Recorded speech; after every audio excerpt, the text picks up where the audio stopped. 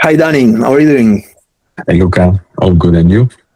I'm great, thanks. Everyone, here we are again for our weekly meeting where we comment the hot news on the of the week in the e-commerce space. And this week, we have a guest with us, Danny Arenas. Danny, if you want to quickly introduce yourself, because this week we have two of the three news we'll be commenting that are super hot news in the Amazon space. So that's why we thought of inviting you to have your former Amazonians perspective on them. Thank you, Luca. So very quickly, I'm Dani Arenas. I'm computer science engineer by education, but I've spent the last 15 years in business roles and the last 11 ones in working in Amazon, managing different categories at European level. So Amazon is close to my heart, and even if I left the company end of 2025 to build my own AI startup, I remain very connected to Amazon, and I enjoy a lot, looking at the news and understanding what they're doing, because I have that background that helps me kind of understand why they are making those decisions. So actually, it's great and fun to be commenting some Amazon news. Great. So let's get it started. So the first news of the week is about Amazon's AI, Alexa for shopping, and it's about a super interesting study that was just published by Marketplace Pulse, an independent analyst outlet. So Marketplace Pulse own study of Alexa for shopping, the AI-driven recommendation layer that Amazon has been building into its search and voice experiences, found out that most of what it surfaces has nothing to do with where a product sits in the organic results. So, of course, this is a single source finding, but the data is pretty, for me, it was pretty outstanding. So, against a data set of around 1,963, so a pretty relevant one, non-branded search queries, this study found out that 63.9% of Alexa for shopping picks fell outside the organic top 10 for the matching search term. And more strikingly, 40.9% never appeared on the visible results page at all. So this means that the product that Alexa recommended was not one a shopper would have seen by scrolling the normal search results. So I come to you, Danny, asking, is it actually Alexa for shopping that revolutionary, meaning the traditional organic search that we were used to when we were just typing for a keyword on the Amazon website? Is it that? Is it non-relevant these days? Well, I wouldn't say so. I honestly think probably like the back end of Alexa Shopping and the Rufus, the AI assistant in Amazon, are probably powered in the same way. And I think that what this study is pointing out is probably very real today. But I also think that this is just a consequence of the state of maturity, let's say, of AI within Amazon. And let me explain myself. So the first thing is, I think it's not the first time that we see that the technology is implemented and is tested before trying to monetize it or to basically ingest it in existing systems, no?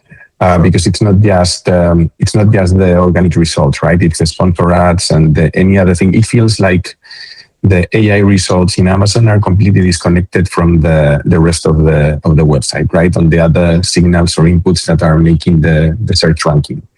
I think that's understandable, because my perception is that Amazon and any other AI provider, the first challenge that they have is actually making it work, and gain the trust of customers to say, hey, you're asking me questions and I'm actually giving you something that makes sense and that is fitting your query, which I think it's not trivial, because in the end, it's a completely different type of challenge versus search, where, it's basically about keywords, about who's paying the ads and inputting other things like profitability or reviews that are very objective,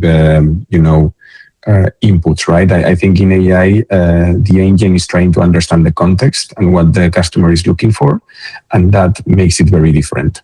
So my first take would be, I'm kind of sure that this is the case, like this study is true. I am pretty sure as well that eventually we will see this Alexa Shopping or the Rufus results in Amazon, getting those inputs from reviews, search rankings, sponsor ads, profitability, all the other signals that are already existing in search. But yeah, I mean, I think it's a great loophole right now to try to increase your sales in Amazon, right? Because this will take time to change. And in the meantime, if you are able to optimize for AI, you're going to get some free traffic, right? Yeah. So do you think eventually these two results, so the traditional, search results and the AI driven, so AI through, voice devices or rather AI in the platform itself, do you think they will converge at some point? No, I mean, if I had to bet, actually, I would bet a lot that this will happen. I think that this is just a roadmap challenge. Like you cannot start building something with all the features you would like to have. I think that there needs to be convergence just because there's no reason for Amazon to recommend different products in one channel versus another.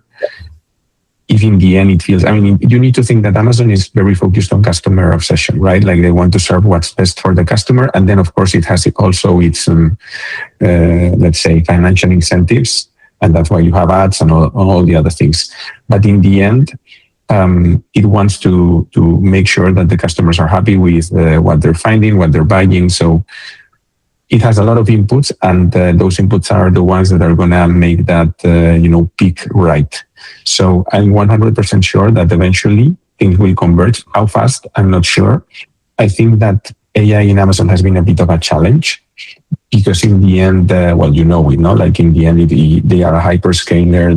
They've been pushing a lot of AI at the beginning, but they are not in that race, with the frontier labs. I mean, it's not like Google with Gemini or ChatGPT or whatever, right? So I think their priority, and also Alexa, I think Alexa's experience has been a bit frustrating in the last few years because everyone was kind of hoping for it to be super intelligent, like the different AIs that we saw out there, right? If you use like the voice mode in ChatGPT, in Claude, in Gemini, like it felt much better than Alexa. That was a bit robotic. So I think the challenge they have right now is to make that work and to make sure that customers are happy with that. And progressively, they will be including all those things that are part of other systems and that, change a bit the dynamics. Because honestly, if you think about it, for Amazon to just recommend a product, I mean, the easy way of going is, okay, I take an LLM that already exists, whatever that is, and I just inject all my products with their information, and the LLM is the one kind of trying to match, what the customer is asking with that information. But by information, I mean like the actual product page and the details and all, because in the end, it's a much more organic query, right? Like you're going to ask, when I was in Amazon, I was always obsessed with, I was managing PCs, among other things. So I was kind of obsessed, like, I want the customer to be able to ask, what is the laptop that I need to buy to play this game at this resolution and with these frames per second? No, it's a very specific example, but for me, that was the gold standard. Like, how can you make that happen? And this is a standard today. This is a standard today in the, AI era. I mean, when you were there, maybe this was not that common to type in Amazon, I want this laptop that allows me to play this specific I game. think you can ask in Amazon, you can ask in ChatGPT. I don't think that the answers are still super polished because, there's this AI hallucination and the AI slope, and in the end, the LLMs are going to try to answer you. But I think it's feasible to make this work, no? Eventually. But to get there, if you think about it, it's a much more complex task. Like, how do I understand?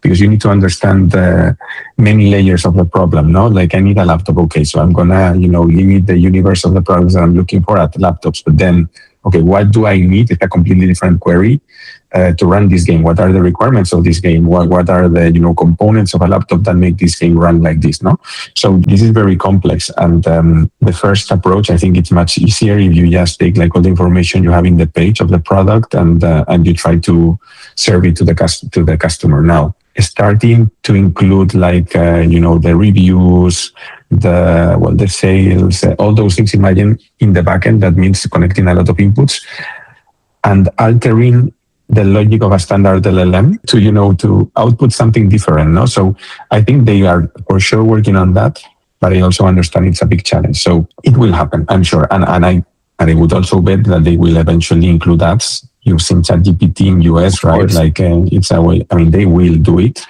But this is like the search in Amazon a couple of years ago. Like at the beginning, what you wanted to have is like a search engine that worked. Eventually, when everyone trusted like Amazon's search engine, and it became like the place to go to search for products.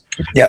I remember when I moved to Dubai to work for Samsung, in the newly launched market, the sponsor ads was not there. So the search was purely organic. And for me, it was such a trauma because I was like, okay, what would be my strategy to launch an innovation if I don't have the ads, especially coming from another, FMCG company where I was used to, okay, to launch a product on Amazon, you just invest a lot in ads if you want to push the innovation. That was something that was was a tool that was missing, but it resonates a lot with what you're saying.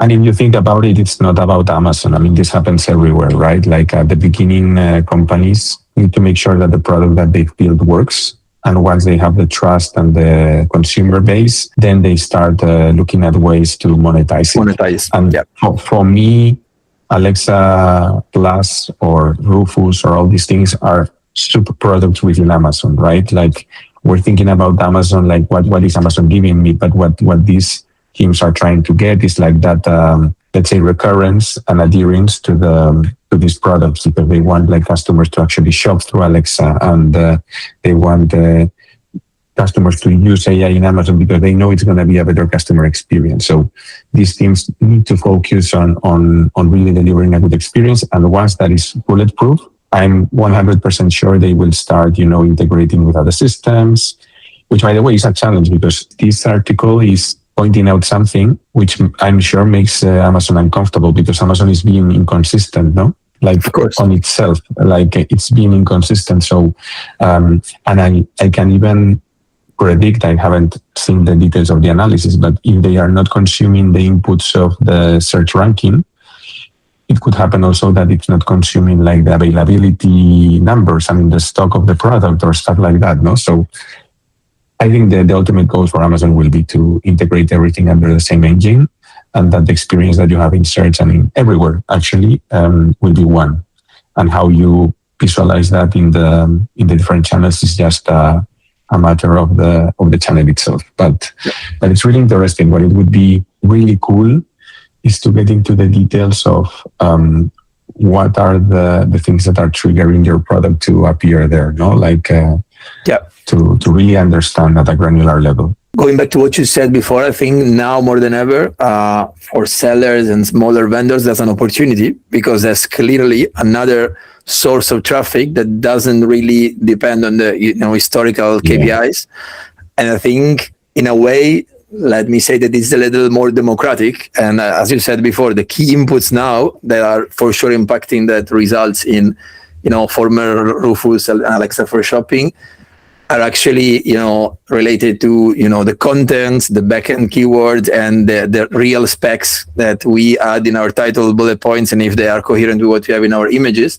So we talked also a lot about this in our recent posts on, LinkedIn and TikTok. So I also encourage our viewers to have a look at our AI diagnostic tool that we shared, because there's no magic in there, but definitely there's lots of interesting, inputs that we can provide to help you improve in your ranking in LLM search. Yeah, but because in the end, for me, this is like there's a loophole in the logic today. And sometimes it's not about magic, right? You just need to change 3 or 4 things in your listings, and suddenly you are appearing much higher in the ranking, especially at the beginning when not everyone is an expert. Because, I mean, if you're trying to position yourself now in Amazon or in Google search, I mean, there are tons of people that have tried to doing it better than you, for sure. Audit the algorithm and get the secret formula. So you're competing with pretty much everyone. But right now, this is kind of an open space, and I'm sure it changes every week. So because I'm sure that they are making changes to this engine behind the scenes. So if you are really agile and you're on top of it, I think there's a very big opportunity for sellers, vendors, I mean, anyone that wants to sell in Amazon to try to get that visibility. And by the way, it's not just about the sale. I think that Alexa is a very interactive experience, right? So even from a brand awareness point of view, if you get, Alexa to talk about your products and your brand and recommend them, well, that can be also a discovery channel. So really, really interesting times. And I'm curious to see how this evolves, but I'm pretty sure of how it will end, let's say. Yeah. Well, connecting also with the news that we were commenting last week with Pablo, next Monday, so on the 27th of July, there is a pretty historical move, I would say, in terms of the shrinking of the titles from 200 characters to 75. This is a massive change, at least for sellers and vendors who are behind the scenes. I guess for customers, most of our shoppers on Amazon will not even realize that this change happened. But I believe this is one of these moves where, it's a good time to test and also to gain organic ranking positions and beat your competitors if you move fast and you do the right things at the right time. This is actually interesting because this title shrinking, I think moves also in the direction of, if you think about it, like if you fast forward a couple of years, I think that the thorough search of a product and the, let's say, getting into the details and understanding if it fits my use case, it's probably not going to be done by someone manually. It's going to be done by an agent, right? Yeah. So an agent can basically consume everything from the detail page and understand the product, and it will basically read everything, no? So it doesn't need a long title. Exactly. And actually, but I'm going on a different direction. What I think it's happening, or it's going to happen, is we are going to try in e-commerce to make it as simple as possible for people buying, in the sense that it needs to be a very simple experience, not cluttered, because that's the way shoppers are going to buy. Like a very easy, buy is like a very clean, not with a lot of detail. Because if you need that detail, what will happen, I think, is that you will rely on an agent or someone that will do that search for you. Yeah. So I'm thinking about it like to strategy approach, like making it very simple for people that buy themselves, because those purchases are going to be not super complex, and you want to make it seamless and easy, and making it very thorough and detailed for the agents that will likely, do all the research for any buy that really matters. And giving you another example, from the PC space, because it's the one I know best. We were putting like all the key specs of a PC in the title. You can imagine how long titles were. Yeah. You can imagine. And not easy to understand for an ordinary customer, I expect. That 100%. But if you think about it, we were trying to put like as much information in the title, because people that are looking for a PC do a previous research. They get informed. They know that they are looking for a processor, for a specific hard drive, graphic card, whatever. So you wanted to fit all those things in the title. Now, if you think what will happen in 2 years, probably what you're going to do is tell an agent, hey, I'm looking for a PC that either is able to run these things or that has these specs. That can basically, connect to Amazon or in the backend or Rufus or Alexa Shopping or whatever, and give you the short list and tell you what to buy. So you won't need those titles, right? And actually what you will be looking in the title is more like brands and simple definitions of products. So I think there's more behind than what it looks. All these moves. All these moves are actually surfacing a trend that I think it's going to be interesting in the coming years. So indeed, very interesting times to be in the Amazon space from any point of view. I mean, working for Amazon, in Amazon, or selling on Amazon, as we are doing, and staying within the Amazon environment. There is another super interesting news that just popped up, and it's in a totally different field, because we're getting into the let's say supply chain operations and logistics side. This is an official news from Amazon that states that 90% business hour delivery rate. This is what FBM sellers in the US, UK, and Germany are forced to from September 30. So going a little into details, from September 30th, every professional seller must keep a business hour delivery rate of at least 90% of on seller fulfilled, so FBM, which is when sellers fulfill their orders on their own with their own logistics. Of course, the single fulfillment method exempted from this rule is Amazon FBA, so relying on Amazon logistics to ship your orders. How do you see this news, Danny? It's 90% seems a lot to me. In a way, I would say I was expecting that, but how do you see this move? For me, this news is not kind of shocking, and it's not about the number. For me, trying to zoom out a bit, let me explain what I see in this news. So, Amazon Business, so the B2B site, for those that don't know it in Amazon, started a bit as a copy-paste from the B2C site. In fact, I was personally involved in the launch of several sites in Europe for Amazon Business, and I remember that it felt a bit like Amazon in blue instead of orange, like literal. But it was very clear that this was not going to work straight away with business customers, because business customers have different needs to the B2C customers, right? And very clear ones. It was about the billing, it was about shipping, it's about the dynamics in the B2B market, which are different because you get like different types of promotions. No, it's more volume promotions. The bulk discounts, bulk buys, RFQs, which is like request for quotes that, you basically negotiate ad hoc deals when the quantities are very high. So when we launched back in the day, it felt like, Amazon in blue. Now, the direction of travel, and I think they will get there, is likely to make Amazon Business a completely standalone site and experience, right? And they've been continuously changing that experience for B2B customers. And one of the key areas there is actually the logistics, because it's kind of obvious that the needs for a business have nothing to do with the needs of a B2C customer, in the sense that you have certain schedules. But if you don't deliver in those schedules, like customers are not gonna, but B2B customers are not gonna be there. Like you won't be there.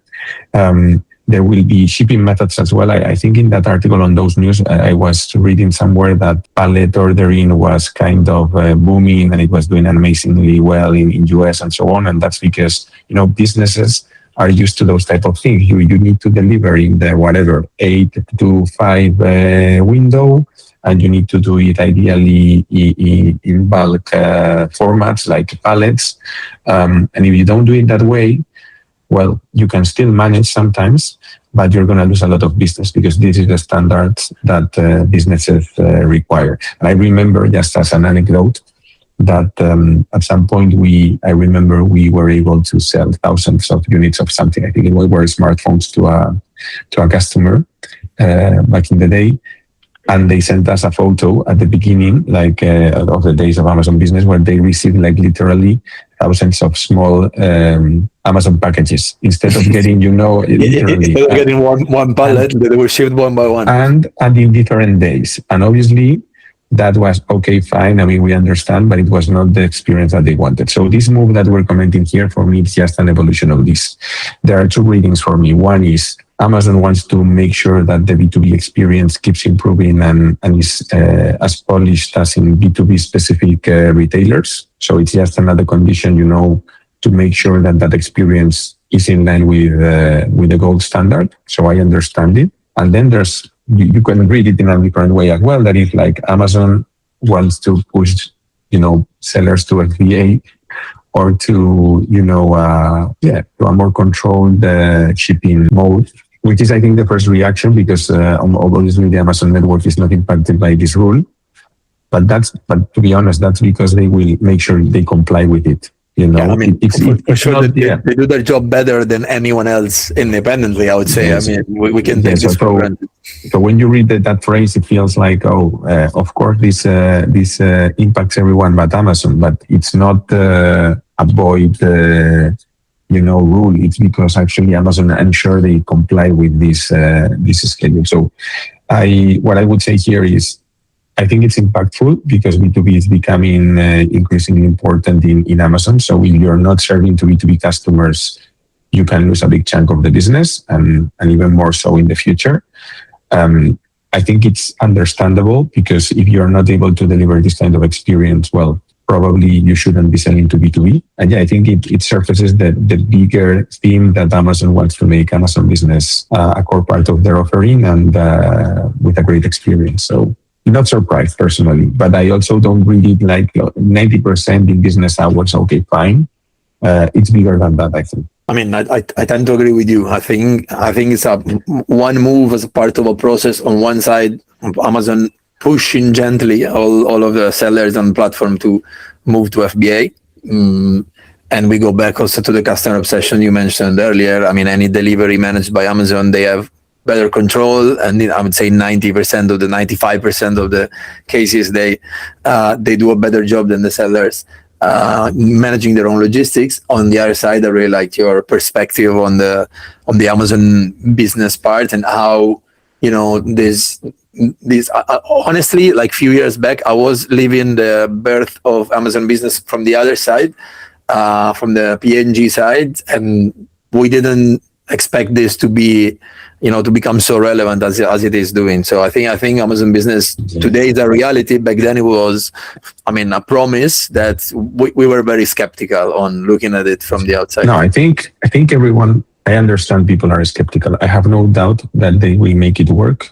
Question is how fast, no? Because it can take years or decades. But when you have the muscle behind that Amazon has, and you clearly bet on something like Amazon business, it will eventually happen. So I think it will happen, and if you want to surf the wave, let's say, you better kind of help Amazon make that happen and adapt to the requirements. And then on the specific case of logistics, if you think about it, in the end, Amazon has already kind of mastered speed.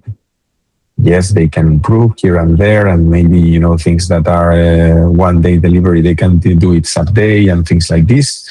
But the reality, even for the external marketplaces that ship themselves, I think that if they want to be tagged with the Prime tag and all these things, they need to comply with a very high standard, in terms of speed and accuracy or whatever.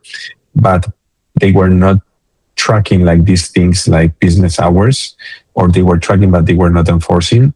That are very specific requirements for businesses, right? So this, I think, is just an evolution, and you can expect that things will keep evolving and that the standard will keep raising, because in the end, Amazon wants to be the best e-retailer or retailer from a logistic point of view, and everyone is catching up as well. Like, speed is no longer such a big difference, right? Like, if you buy something in any other retailer, in many cases you also get the level of speed that Amazon has. Maybe not in all the portfolio, maybe not in all the geographies, but you get that. So how can you differentiate? Where can you improve in your Amazon? Well, you basically make it intraday, which they're trying to do, or you make it more reliable, predictable for the customer. And for B2B, that's super important. So that's key. Yeah. So in the end, makes sense, and I'm sure that we will keep seeing news around these kind of initiatives that are more tailor-made for business customers. Yeah, I think at the end of the day, it's a good news for brands. It would be interesting to see how large corporations will adapt to this growing relevancy of the Amazon business side, because it's also, back then, a few years ago, I remember how hard it was to define the creature Amazon business within the Amazon environment, and also within a channel strategy, because definitely the logics are similar with the commercial logics to manage distributors, wholesalers. So that's I think that's the hardest part to manage for brands. Yes, but I think actually it will become easier, in the sense that I think the challenge with Amazon business back in the day, it was precisely that it was kind of an extension of B2C. Yeah. So, and in companies, and you know it much better than I do, B2B and B2C tend to be very separate worlds, with different teams, with different go-to markets, with different prices, with different promotions, even logistics are different in many cases, right? Because it's not the same to a business than to a whatever, if you're a brand, a retailer. So I think the more they differentiate the B2C versus the B2B experience in Amazon, the easier it's going to be for the brands to adapt, because it's how they are right now, it's completely separate. So I've seen a lot of cases where brands didn't want to engage in Amazon business because it was going to disrupt their existing business, their consumer, and even the B2B that they had somewhere else, no? And I think that if Amazon continues differentiating the experience and eventually it becomes like a different site altogether, like imagine that it's governed by different rules, different platform, different pricing, different promotions, different event selection, no? And the selection, and that's already happening. Like the products that you surface in search, for instance, in Amazon Business, they're different. Are not exactly, they're different. It was not the case a couple of years ago. You didn't even have ads, that were specific for Amazon Business. I think this was launched, I don't know if last year, but that's kind of coming.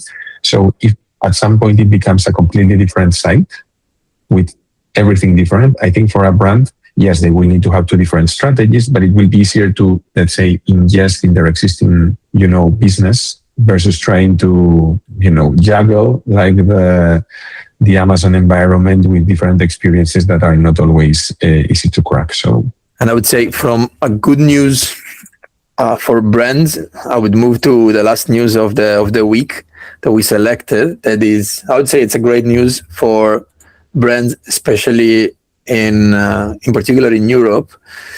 So I mean, we're sorry for AliExpress because it got hit with a record EU DSA fine, but I think this is a great news for brands operating in Europe.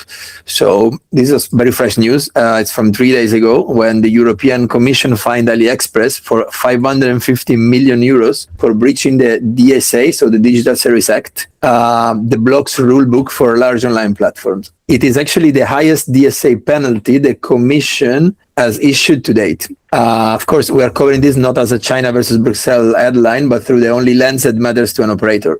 What a record fine for illegal, unsafe, and counterfeit products does to the competitive field you sell into every day. So, I mean, if I link this news to what we were commenting last week, so the rise and the expected development of JD.com Joybuy, I think these are two sides of the same two sides of a disruption that is happening in the European e-commerce world, which is a geography that was historically dominated by Amazon. AliExpress, in some categories, looking at it from the outside, represented a real competitor, even though their business model was very different, was marketplace only, without any control on who was selling what, and a marketplace that was born on the import of Chinese products, Chinese low ASP, low price products, but then eventually expanded into also branded products in many different categories. Now, if we pair this fine that actually, I mean, if it gets confirmed, proves the fact that actually AliExpress didn't do enough to comply to European Union rules, cleaning in a way the marketplace from counterfeit products. And if we combine this with the expected launch, actually the launch that has happened already of Joybuy in some countries, but the expected expansions in the rest of Europe, I think it reinforces the message that there is a clear a clear path to sell in Europe and to do e-commerce in Europe. Is it the death of the Chinese way of doing e-commerce in Europe, Danny, in your opinion? Or well, no, I don't think so. I will explain, but I think the first important point to make, and you kind of made it, is that this is part of a broader trend, right? Like it's for many years, like the Chinese players that have succeeded in Europe have been the AliExpress, the Shein, the Temus of the world, which were relying on a business model that would have been impossible to have in Europe itself, no? Like it was like low income labor in those countries, very cheap shipping, very long periods of shipping and then not paying taxes because that was the reality, and also relying on counterfeit products and all these things, right? So, and I think they become quite big. And I also thought, this would happen eventually because I've suffered it myself. I can tell you at some point I was managing smartphones in Europe, and I remember, trying to compete in the European market with Xiaomi. Xiaomi, yeah, no, but Xiaomi part of Amazon in Europe, but you were competing with the distributors from China that were shipping the goods here, and they were different versions, and they were skipping taxes, or they were doing. You never know, right? Because you cannot demonstrate it, so you could not, say anything. But the reality is that it was unfair competition, and this was fine because it benefited the customer somehow. But at some point, it was clear that the European region was gonna, increase the bar to be able to not just protect the business of their companies here, but also to protect consumers. So I think that this trend is continuing, right, and that it's just gonna be tougher for the low end, not just Chinese, but e-retailers from cheaper jurisdictions to sell in Amazon, in Europe in that way. Now, we were, by the way, we were just commenting last week the new tariffs, customs tariffs to low priced items, so like at €3. Exactly. It goes in the same direction. It's exactly that, and if you see the broader trend, like Amazon launched this Amazon Haul experience, just because they found out that you could not compete, in Europe at the same level if you didn't import these things from China and do everything they were doing, like this Chinese player. So I think it's a bit of a change. I'm not sure how effective this will be, because what tends to happen is that fines are impactful, but you don't know if they're going to be finally confirmed, if they're going to pay for everything. And to be very honest, I think that sometimes fines are less impactful than the trade-off is not there, right? Like you'd rather pay the fine and continue doing what you're doing if you're just going to get a fine every X years. So let's see. I think that honestly, Chinese players are super smart. They will find ways of and workarounds to try to keep having the level of business that they have. But it's definitely a change in the trend. And also, I've seen it repeatedly, that the regulators always come late to the party, right? So I can imagine that this fine or this new regulation, the minimis regulation of the, charging €3 for packages under 150 that were not charged before, will be enforced, and it will be great, but they will find ways. And when they find those ways, it will take time for regulators to actually adapt again. So I don't think it's the end.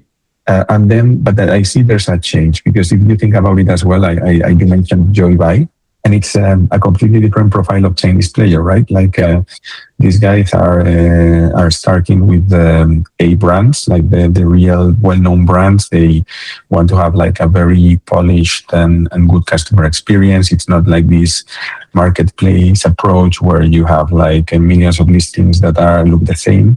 But they're selecting sellers there on platforms as well. So besides working already with A-level it's a very brand, curated. It's a very curated experience. So, and I don't think this is a coincidence. I think that the moment is the right one for them to enter, because all these other Chinese players that would have the same type of commercial relationship with Chinese brands and that could compete with them are going to be impacted, in the sense that they are not going to be able to do all the things that they were doing. So I think it's exciting. It's good news for brands in Europe, for e-retailers in Europe. Not so sure for consumers, because in the end, this will translate into likely the trend. Higher prices. It will be good, because you will be more or less concerned about buying fake products, which is really important. It's good, especially in some categories. I think exactly. It's relevant. Yes. So I think that's good news for consumers. On the price thing, I don't know, because yeah, I mean, it's very convenient, no, to buy something that it's €2 in China, even if you get it 2 weeks later. Yeah. You're not going to find those prices in Europe, but it's also not fair for the rest of the retailers, right? That need to sustain a completely different cost structure. But anyway, it's a big, not I wouldn't say change, but it's a consolidation of a trend that it's going to change the landscape quite a lot in the coming years. It's going to be super interesting to see the evolution, and we will be here every week to keep commenting any potential further news on the topic. Thank you, Luca. Thank you so much for inviting me.